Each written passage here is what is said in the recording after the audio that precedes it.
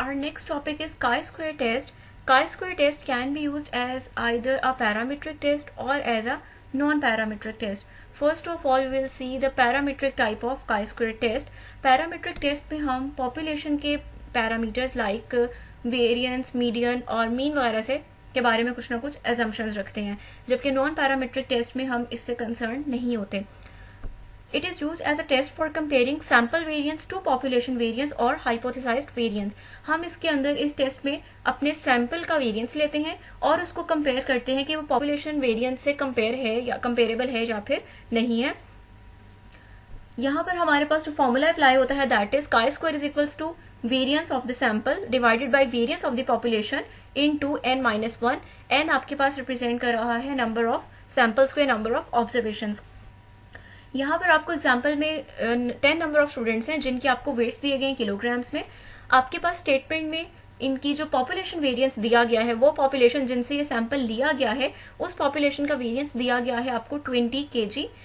आपने टेस्ट करना है at 5% as well as 1% level of significance पे कि क्या हमारे पास सैंपल वेरिएंस इक्वल है पॉपुलेशन वेरिएंस के और नॉट, इक्वल है या फिर नहीं है, ये हमें जस्टिफाई करना है. फर्स्ट ऑफ ऑल हम इसका डिजाइन करेंगे null hypothesis. Null hypothesis will be population variance is equals to sample variance, यानी हम कह रहे हैं कि वो पॉपुलेशन जिससे ये सैंपल लिया गया है उसका वेरिएंस इक्वल है सैंपल के वेरिएंस से. यहाँ पर जो हम फॉर्मूला अप्लाई करेंगे, जो भी हमने पीछे देखा है, this formula will be used. For this formula we have to calculate variance of the sample and variance of the population is given in the statement. अब वेरिएंस निकालने के लिए हमें basically variance is the square of standard deviation, तो हमें सारे वही steps follow करने पड़ेंगे जो हम स्टैंडर्ड डेविएशन फाइंड करने के लिए करते हैं. लास्ट पर हम उसका स्क्वायर ले लेंगे जो वैल्यू आएगी. फर्स्ट कॉलम रिप्रेजेंट कर रहा है नंबर ऑफ स्टूडेंट्स को, n is equals to 10. Number 2 column is representing weight of the students in kilograms, उसको हमने x से रिप्रेजेंट कर दिया और ये वाले जो सारी वेट्स की वैल्यूज हैं वो आपके पास यहाँ पर आ जाएंगी.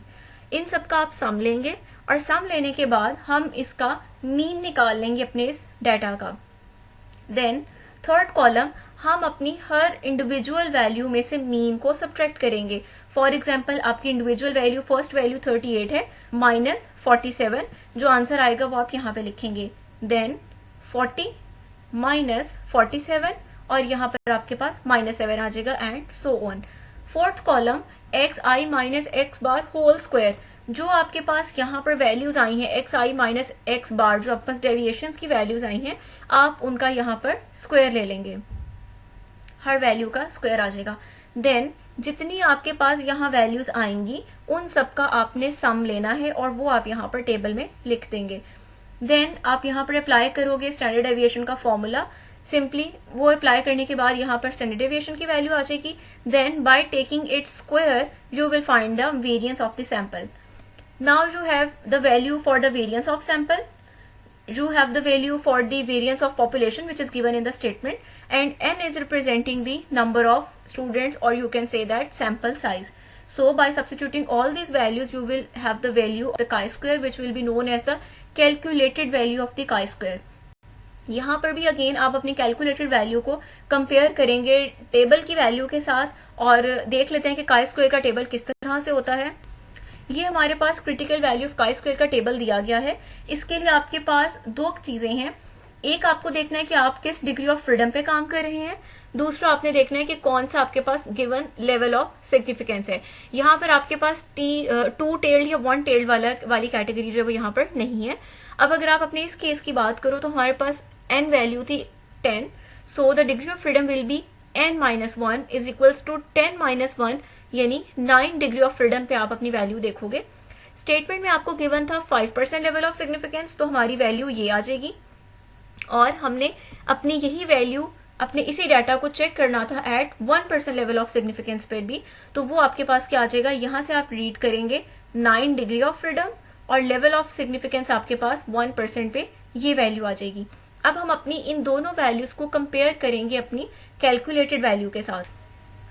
फॉर्मूला अप्लाई करने पर जो आपके पास वैल्यू आती है दैट इज 13.999.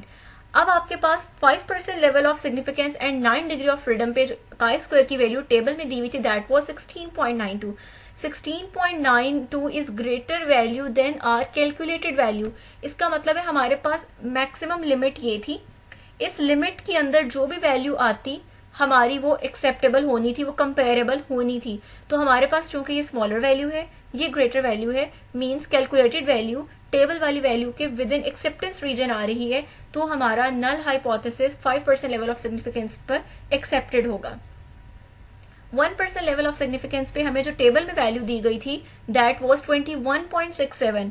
21.67 रिप्रेजेंट कर रहा है कि ये हमारे पास लिमिट है, इसके अंदर अंदर जो वैल्यू होगी that will be lie within acceptance region, और जो इससे वैल्यू एक्सीड कर जाएगी that will lie in the rejection region. अब हमारी जो कैलकुलेटेड वैल्यू थी दैट वाज 13.999 जो कि लाई कर रही है विद इन एक्सेप्टेंस रीजन, तो हम कहेंगे कि हमारा नल हाइपोथेसिस जो है वो एक्सेप्टेबल है। Now what is the meaning of acceptance of null hypothesis? In this case हमारा null hypothesis ये था कि population variance comparable है या equal है sample variance के।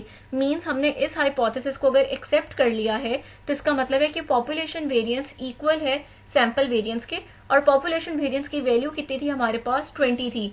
Means हम कह सकते हैं कि population variance जो sample variance है उसकी value तकरीबन जो है 20 के करीब है।